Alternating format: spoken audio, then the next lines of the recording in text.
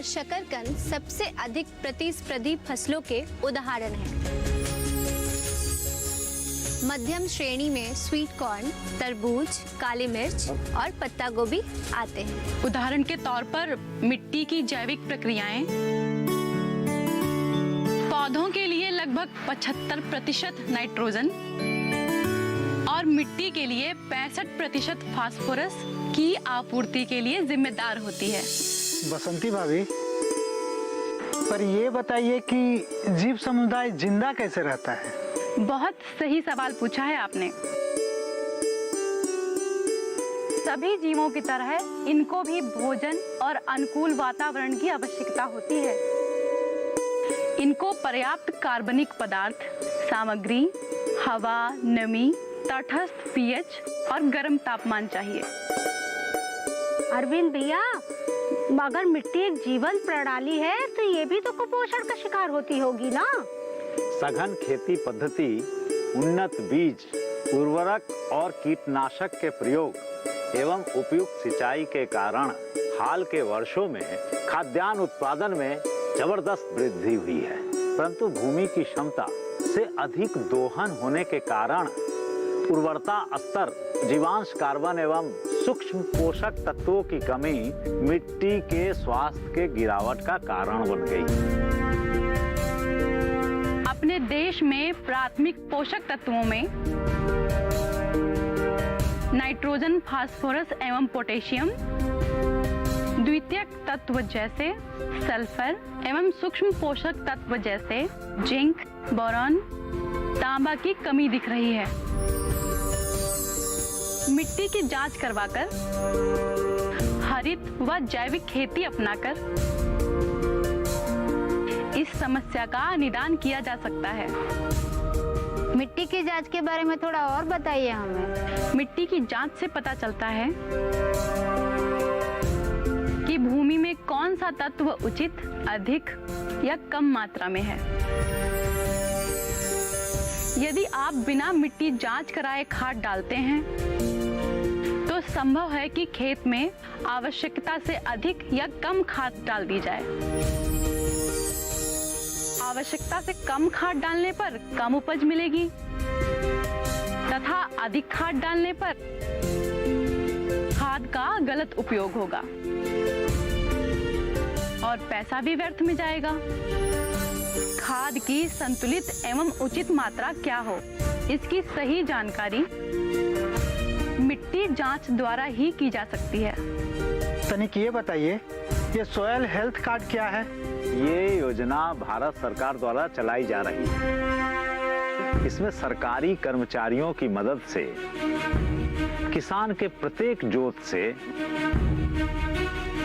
मिट्टी के नमूने इकट्ठे कर जांच के लिए प्रयोगशाला में भेजते हैं।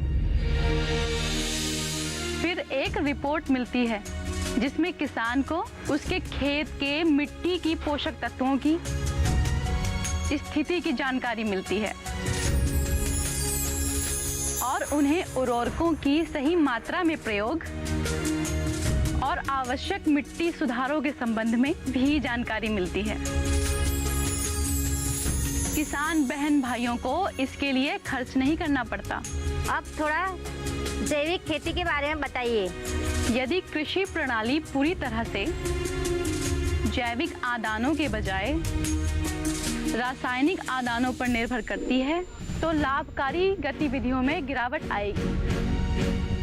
इसके लिए आवश्यक है कि मिट्टी में कार्बनिक और जैविक पदार्थों को भी डाला जाए ताकि एक संतुलन बना रहे। इसकी जरूरत मिट्टी के जीवों के विविध समुदाय के लिए भोजन देने, उनको एक अनुकूल निवास स्थान बनाने और मिट्टी के छिद्रों को बनाए रखने में है। मिट्टी की गुणवत्ता बढ़ाने के लिए हरित खाद, जैविक खाद और गोबर खाद का प्रयोग करना चाहिए। खेती की जुताई भी कम करने का सुझाव है। मुझे लगता है कि आज के लिए इतना ही काफी है।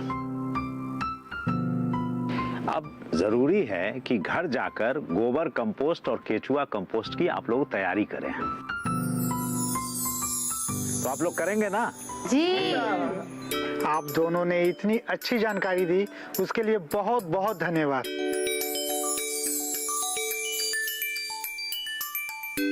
इन लोगों को चाय बिस्कुट तो खिलाओ। जी सर।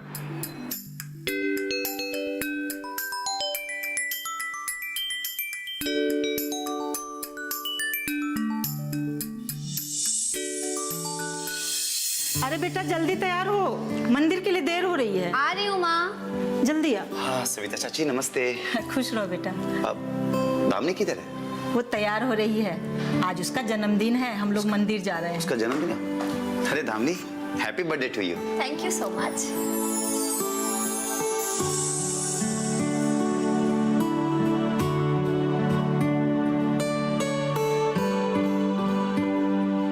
वैसे एक बात कहूँ, आज तुम बहुत सुंदर लग रही हो। अरे बेटा हम लोग मंदिर जा रहे हैं, तुम भी चलो ना हमारे साथ। जी चाची। चले आ जाओ।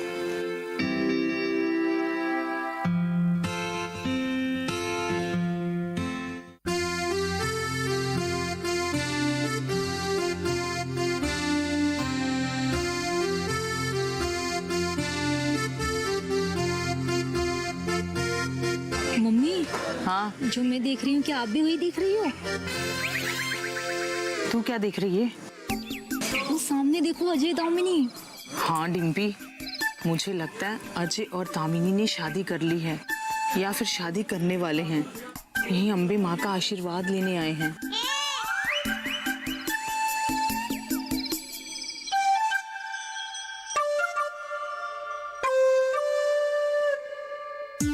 लेकिन तू अब ये सब बातें भूल जा। तेरा अब अजय के साथ कोई संबंध नहीं बेटा। प्यार वफा ये सब बातें डिम्पी, बातों का क्या, भूल जाओ उसे अब।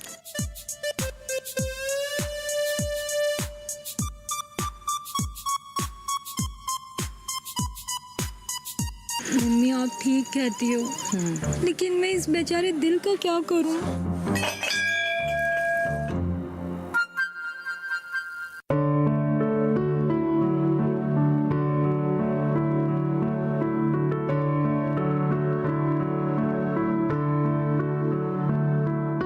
नमस्ते आंटी। हेलो डिम्पी। गांव में तो इस दामिनी को लेकर बहुत घूमते फिरते हो, मंदिर में भी इसको लेकर आ गए। चुप कर डिम्पी, मंदिर में ये सब बातें नहीं करते। मम्मी बोलने दो मुझे। घूर क्यों रही हो? तुमने मेरे मन मंदिर के देवता को मुझसे छीन लिया है, लेकिन एक बात ध्यान रखना, तुम्हें त्याग कर वो मेरे पास एक न एक दिन जरूर लौट आएगा।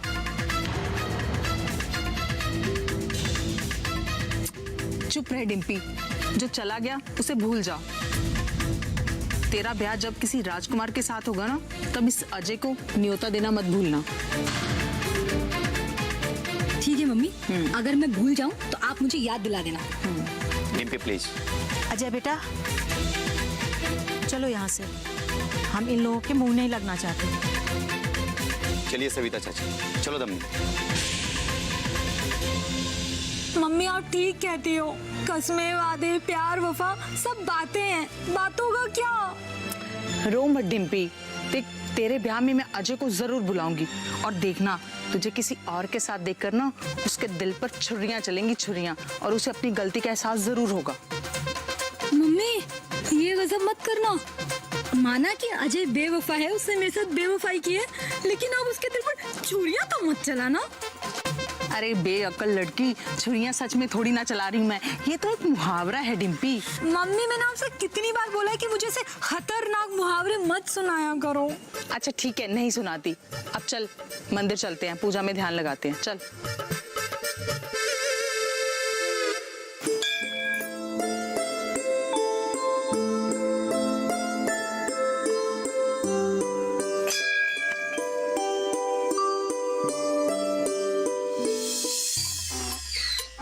ईश्वर ने मनुष्य को एक नहीं दो कान सुनने के लिए दिए हैं, मगर मुझे बहुत दुख के साथ कहना पड़ रहा है कि आप इन कानों का प्रयोग नहीं करते।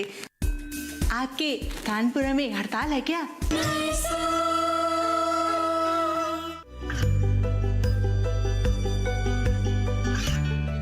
गांवों और पिछड़े क्षेत्रों में सरकारी योजनाओं की जानकारी पहुंचा। देश में कौशल और क्षमता विकास कर ग्रामीणों को सामाजिक बदलाव और विकास से जोड़ने की दूरदर्शन किसान की पहल चौपाल चर्चा देखें सोमवार से शुक्रवार सुबह 9 बजे।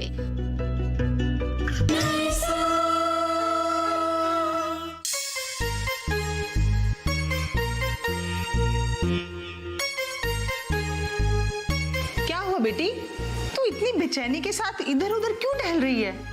कुछ खास बात है तो मुझे बता, हो सकता है मैं तेरी कुछ मदद कर सकूं। मम्मी वैसे भी मदद करने के लिए तो मैं हमेशा तैयार रहती हूँ, चाहे वो अमीर हो या फिर कोई गरीब हो। मैंने फैसला किया है। अरे डिम्पी, फैसला तो मैंने कर लिया है। आज से इस काम को करने का बीड़ा उठा लिया मैंने। पर तुम्हारी समस्या क्या है वो तो बताओ, वो तो मैं भूल ही गई। क्या समस्या है तुम्हारी? मम्मी आप 2 मिनट के लिए अपना मुंह बंद करेंगी तभी तो मैं अपनी परेशानी बता पाऊंगी ना। बिना सांस लिए एक बार बोले जा रही है आप। हाँ, ये तो तुम सही कहती हो। एक बार मैं बोलना शुरू करती हूँ तो चुप होने का नाम ही नहीं लेती, बोलती जाती हूँ।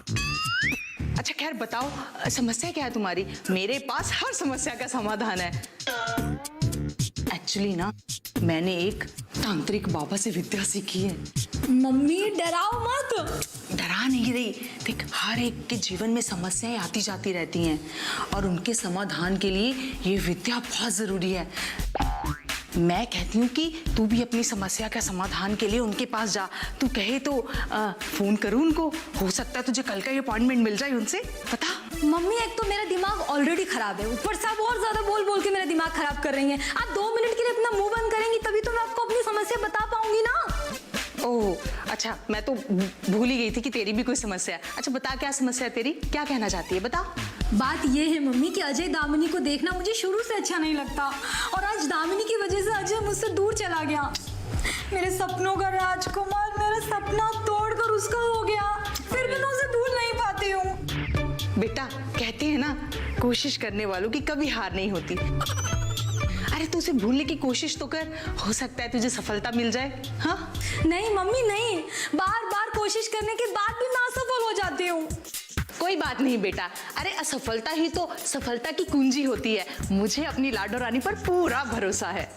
नहीं मम्मी, मैंने कुछ सोचा है। तूने सोचा है? तेरा तो ये खाली है, तूने कैसे सोच लिया? अरे डिम्पी, सोचने का काम तो मेरा है, शुरू से मैं ही करती आई हूँ। बचपन से लेके आज तक तेरे लिए मैं ही सोचती आई हूँ और आगे भी मैं ही सोचूंगी। अच्छा एक बात बता, वैसे तूने सोचा क्या है? मम्मी मैंने सोचा है कि अजय के बिना जीवन गुजारने का कोई अर्थ नहीं है, इसलिए मैंने फैसला किया है कि मैं ये गांव छोड़कर कहीं दूर चली जाऊंगी। अरे वाह डिम्पी, मैंने भी यही सोचा था कि तू ये गांव छोड़कर चली जा। अच्छा बता तो सही कि तू जाएगी कहाँ? मम्मी मैंने सोचा है कि मैं अभिनय करने के लिए मुंबई चली जाऊंगी। अरे वाह डिम्पी, सुपर्ब आइडिया। मैं भी तुझे यही सलाह देने वाली थी। वैसे भी तू नौटंकी तो एक नंबर करती है। मम्मी आपको कैसे मालूम कि मैं बहुत अच्छी नौटंकी करती हूँ? क्योंकि माँ के गुण तो बच्चों में आते हैं हमेशा डिम्पी, इसलिए। मैं इस बात का मतलब क्या समझूं? ये मेरी बेइज्जती थी या तारीफ थी? तुझे समझ आएगी भी नहीं, मैं दोनों कर रही हूँ। माँ आपको मैं सीरियस क्यों नहीं होती हूँ? ये मेरी जिंदगी का सवाल है। मैं तेरी जिंदगी संवारने के लिए कह रही हूँ मेरी बच्ची, लेकिन अब तुझे एक वादा करना होगा। अगर तू चाहती है कि तेरा ब्याह अजय से हो तो तुझे कहीं जाने की जरूरत नहीं है। और मैं तुझसे वादा करती हूँ कि मैं तुम दोनों का मिलन करवा कर रहूंगी, समझी? अच्छा मैं चलती हूँ।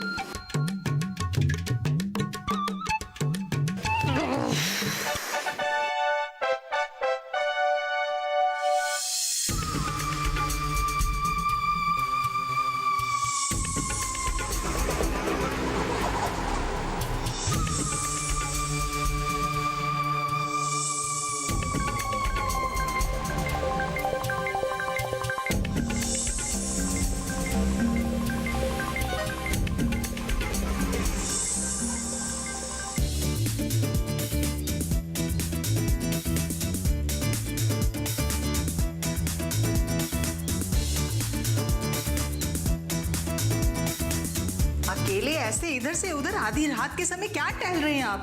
क्या समस्या है आपकी? शिबा तुम क्या कहा तुमने? लो, मैंने कह भी दिया और पूछ रहे क्या कहा तुमने? उफ, ये पति पत्नी के बीच दीवार कैसी?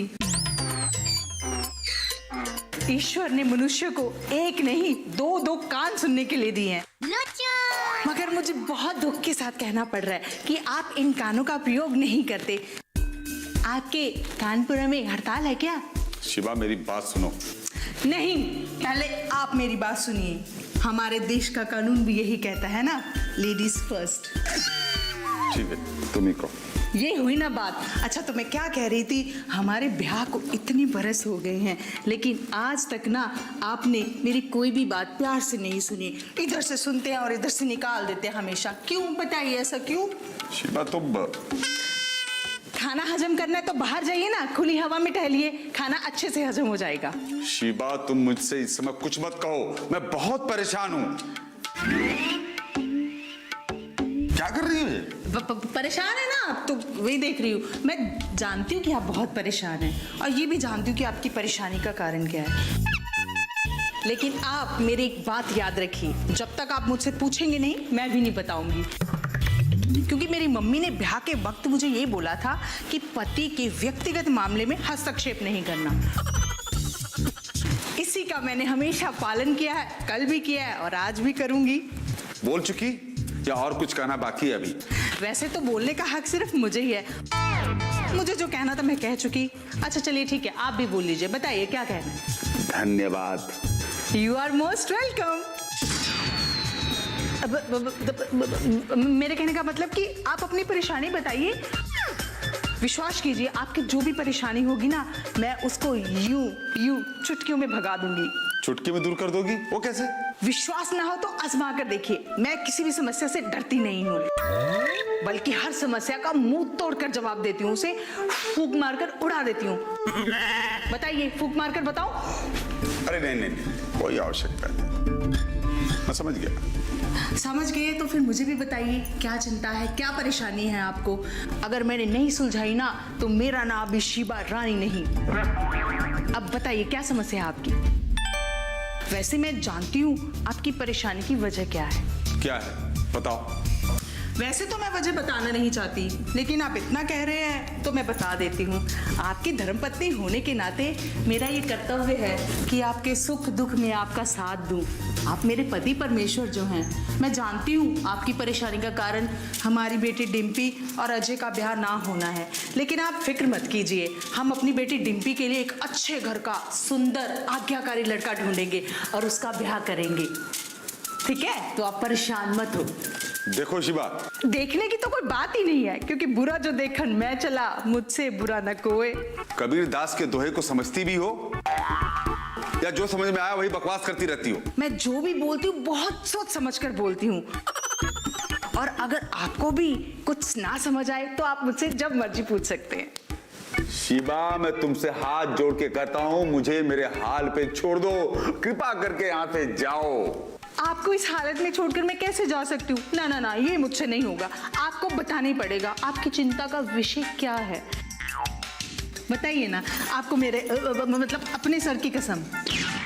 अब तुम जिद कर रही हो तो मैं बता देता हूँ। बताइए बताइए, बताने में संकोच क्या? अरे मैं अपनी प्यारी सी नन्ही सी बच्ची की डिम्पी की माँ हूँ। आप मुझे नहीं बताएंगे तो किसे बताएंगे? आप जल्दी से अपना सामान पैक कर दिल्ली जाने की तैयारी कर। नहीं मम्मी, मैं दिल्ली नहीं जाऊंगी। मैं दिल्ली नहीं जाऊंगी तो यहाँ रह के क्या करोगी? तुम्हारा अजय भी तो अब पराया हो चुका है, क्या करोगी बेटा यहाँ रह के? चलो दिल्ली।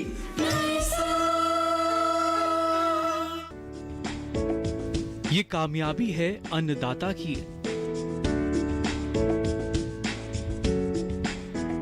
ये कहानी है खेत और खलिहानों की। कैसे करें अपने पशुओं की देखभाल, जानिए गांव-गांव के किसानों का हाल। देखिए गांव किसान, सोमवार से शुक्रवार दोपहर 12 बजे सिर्फ डीडी किसान पर। मैं कोई पराई थोड़ी ना हूँ, आपकी अर्धांगिनी हूँ। बता दीजिए, संकोच क्या। और आपको एक और बात बता देती हूँ, जिसने की शर्म फूटे उसके करम, इसलिए आप बता दीजिए मुझे। अरे बस करो मेरी अर्धांगिनी, मैं बता देता हूँ। अरे मेरा सारा धंधा चौपट हो गया और दिल्ली की ऑफिस में भी ताला लग गया है। ताला लग गया तो चाबी से खोल लीजिए ना। अरे ताला लग गया मतलब वो चाबी से नहीं खुलने वाला ताला। अरे मेरा धंधा पूरा चौपट हो गया। अरे बिल्डिंग बांधने के लिए जो एडवांस रुपए लोगों से लिए थे, अब सब लोग अपना पैसा वापस मांग रहे हैं। समझ में नहीं आ रहा कि क्या जवाब दूं। बस इतनी सी बात। तो उन लोगों से कह दीजिए ना कि आपका दिवालिया पिट गया है, आप कंगाल हो गए हैं, सड़क पर आ गए हैं, आप उन्हें रुपया नहीं लौटा सकते। अगर वो फिर भी नहीं माने तो हम तीनों चुपचाप भागकर किसी दूसरे देश निकल जाएंगे। जिसकी बेटी और बीवी ऐसी हो, दिवाला तो ऐसे ही निकल जाता है। क्या? अरे ये मुमकिन नहीं है पत्नी जी। हम एयरपोर्ट जाएंगे तो वहां पकड़े जाएंगे और जेल चले जाएंगे। जेल हो जाएगी हम तीनों को? अच्छा तो फिर आप ऐसे कीजिए, आप अकेले जेल चले जाइए, मेरा मतलब एयरपोर्ट चले जाइए, और हम दोनों माँ बेटी दिल्ली जाकर आपके लिए प्रार्थना करेंगे। कैसा लगा मेरा आइडिया? बहुत बढ़िया आइडिया है देवी जी, बहुत बढ़िया। धन्यवाद। मैं जानती थी आपको मेरा आइडिया बहुत पसंद आएगा। हाँ, अब आप ऐसा कीजिए, आप जेल जाने की मेरा मतलब आप एयरपोर्ट जाने की तैयारी करिए और मैं डिम्पी को जाकर बताती हूँ, ठीक है?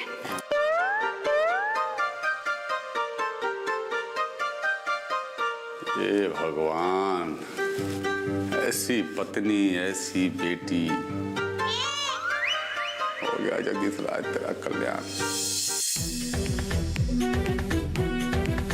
डिम्पी, डिम्पी,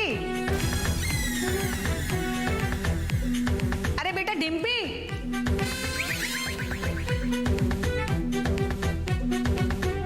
बेटा डिम्पी,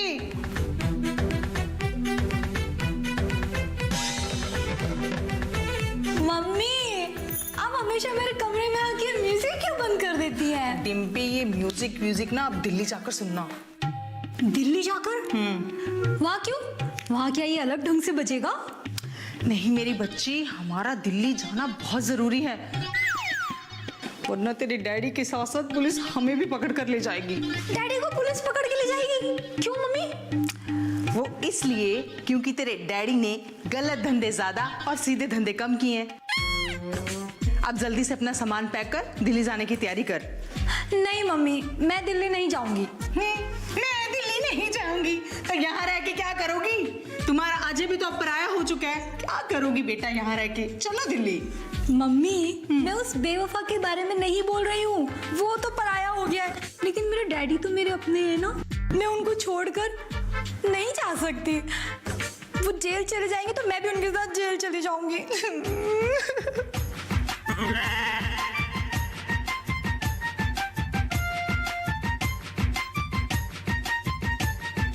डिम्पी मेरी जान। मम्मी मैं आपकी जान तो हूँ, लेकिन आप ये रो क्यों रही हो? तेरे डैडी के लिए इतना प्यार है तेरे दिल में, बस मैं अपने आंसू रोक नहीं सकी मेरी बच्ची। तुम दोनों माँ बेटी का नाटक हमेशा चलता रहता है। ये नाटक नहीं प्राणनाथ, ये तो जीवन की सच्चाई है, कड़वी। कड़वी सच्चाई? क्या मतलब है तुम्हारा? मतलब ये कि दुनिया की बहुत सी बेटियां केवल अपनी माँ से प्यार करती हैं।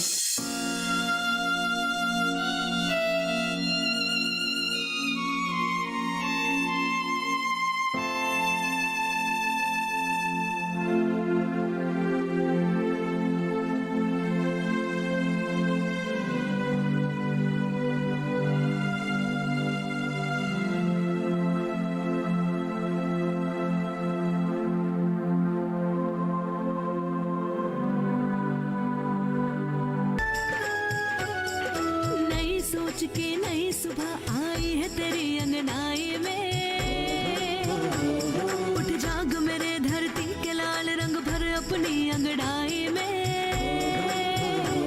ये धरती अन्न की जननी है, कुछ और नई से पैदा कर।